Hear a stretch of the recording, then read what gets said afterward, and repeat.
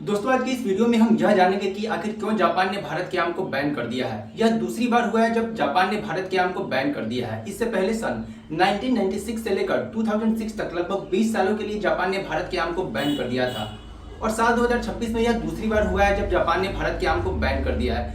दरअसल इसके पीछे कई कारण हैं, जैसे जापान का जीरो टॉलरेंस पॉलिसी। दरअसल जापान ही नहीं बल्कि दुनिया के कई देश हैं जो कि अपने देश में किसी दूसरे देश से इंसेक्ट पेस्ट को आने से रोकते हैं। वो ऐसा इसलिए करते हैं कि क्योंकि दूसरे देश का इंसेक्ट पेस्ट किसी भी देश के लिए एक खतरा होता है। दरअसल जापान से जब लोग इंडिया आए थे तब मुंबई और उत्तर प्रदेश के इलाकों में जहां से भारी मात्रा में आम जापान जाता है, वहां के स्टोरेज के हालात को देखकर वह सेटिस्फाइड नहीं हुए, जैसे कि वेपर हीट ट्रीटमेंट और फ्रूट फ्लाई। दोस्तों आपको बता दें कि वेपर हीट ट्रीटमेंट किसी भी फल के फ्रूट क्वालिटी को कम किए बिना ही उसके अंदर के डिजीज और पेस्ट को मार देते हैं, खासकर पेस्ट और उसके लार्वा को मार देते हैं, जैसे कि फ्रूट फ्लाइज।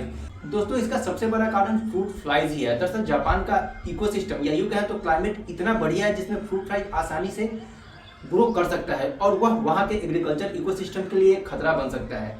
आपको बता दें कि आप जो आम खाते हैं तो आम के छिलका के जस्ट नीचे यह फ्रूट फ्लाई अपने अंडा को देता है। इस अंडा को हैच होने में 3 से 4 दिनों का समय लग जाता है। उसके बाद इसके अंदर कुछ इस तरह का कीड़ा दिखता है, यही आम के पल्प को खाता है और सबसे ज्यादा खतरा इसी से है। मान लीजिए कि अगर आम को यहाँ से जापान भेजना है, अगर अंडा हैच हुआ तो भी, अगर अंडा हैच नहीं हुआ तो भी, अगर किसी भी तरीका से फ्रूट फ्लाइज का यह लार्वा जापान पहुंच गया तो कुछ समय बाद वहाँ इस लार्वा से मक्खी निकलेगी।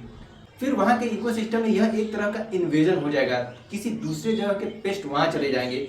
वहाँ इनके लिए एक अच्छा इन्वायरमेंट मिलेगा जहाँ यह पूरी तरह से ग्रो करेंगे और वहाँ के एग्रीकल्चर इकोसिस्टम के लिए यह एक खतरा बन जाएंगे। इसी तरह दुनिया के कई सारे देश इस चीज़ को फॉलो करते हैं।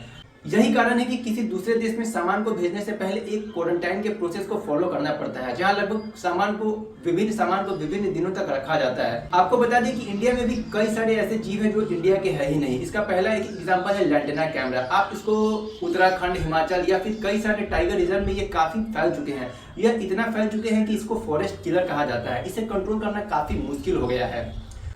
दूसरा एग्जाम्पल है यह जाइंट स्नेल्स। दरअसल यह स्नेल्स इंडिया का है ही नहीं, यह स्नेल्स अफ्रीका का है, इसीलिए इसका नाम अफ्रीकन जाइंट स्नेल्स रखा गया है। इसे सबसे पहले इंडिया में अंग्रेजों के द्वारा लाया गया था लगभग 200 साल पहले, लेकिन आज यह ऐसा लगता है कि यह इंडियन ओरिजिन का है और यह एग्रीकल्चर इकोसिस्टम के लिए खतरा बन चुका है। यह एक थ्रेट है जो कि हमारे क्रॉप्स को भारी मात्रा में नुकसान पहुंचाता है। यही कारण है कि आज दुनिया के कई सारे देश इस चीज़ को कम्प्लीटली अवॉइड करते हैं ताकि किसी दूसरे देश से कोई भी पेस्ट या कोई भी इंसेक्ट उनके देश में न आए।